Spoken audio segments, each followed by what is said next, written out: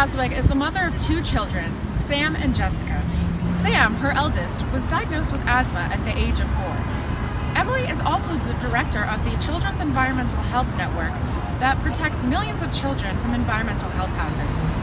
Today, we are featured in front of the Environmental Health Network building, and we sat down with Emily to discuss an environmental health issue that harms millions of children in our nation today: air pollution. Thanks for being with us here today. So I'd like to just start off by asking you, how are we doing in terms of air pollution, and how does air pollution affect our children today in our nation, like your son Sam? Well, compared to decades ago, we're doing a lot better thanks to policies like the Clean Air Act. However, we still have a lot of progress to make, particularly when it comes to ground-level ozone pollution, which is the main ingredient in smog. Over 150 counties across the country did not meet the Environmental Protection Agency's standard for ground-level ozone pollution in 2015.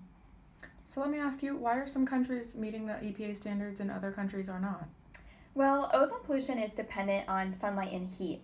So warmer areas tend to have greater levels of ozone pollution. And this is where climate change comes in. As temperatures increase due to climate change, levels of air pollution, like ground level ozone, are also going to increase.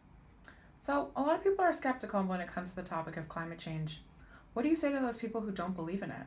What I'd like to ask of folks is to put their political views aside for this issue and just focus on our children.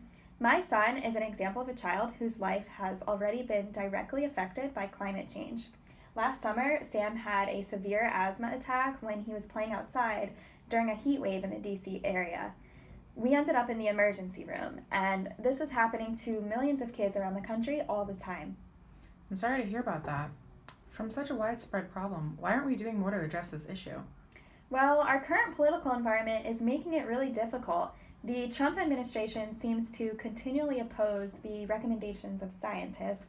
Even the head of the EPA, who is supposed to be the leader in protecting our environment, denies that carbon dioxide released from human activities is a primary contributor to climate change. All right, so let's just take a second to play this clip of Scott Pruitt so that viewers can see for themselves what he had to say on this issue of climate change. Well, let me ask you one other thing, just to get to the nitty-gritty. Do you believe that it's been proven that CO2 is the primary control knob for climate? Do you believe that? No, I think that measuring with precision human activity on the climate is something very challenging to do, and there's tremendous disagreement about the degree of impact. So no, I would not agree that it's a primary contributor to the global warming that we see. Okay. All right. But we don't know that yet. As far as we need to continue the debate and to continue the review and the analysis. Emily, what do you make of Scott Pruitt's remarks? Well, the truth is that scientists have known for decades that carbon dioxide released from human activities is driving climate change. Because of the opposition from the Trump administration, it's more important now than ever before for people to speak up and advocate for policies that will reduce future climate change and air pollution. Our children are depending on us. Yes, they sure are. Can you tell us briefly what the Children's Environmental Health Network is doing to address this issue? Right now, we're preparing to meet with leaders at the EPA to discuss strengthening the ozone pollution standards. Mm-hmm. We've also joined forces with other advocacy organizations to try to save the Clean Power Plan, which the Trump administration is trying to repeal right now. All right, that's very interesting.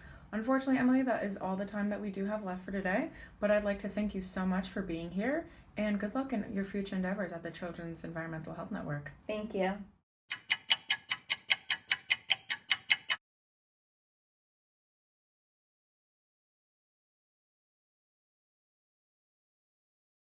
Children are depending on us. All right, they sure are. Can you tell us briefly about the Children's Health? Can we put these bloopers in there? That'd be funny. That'd be funny, right?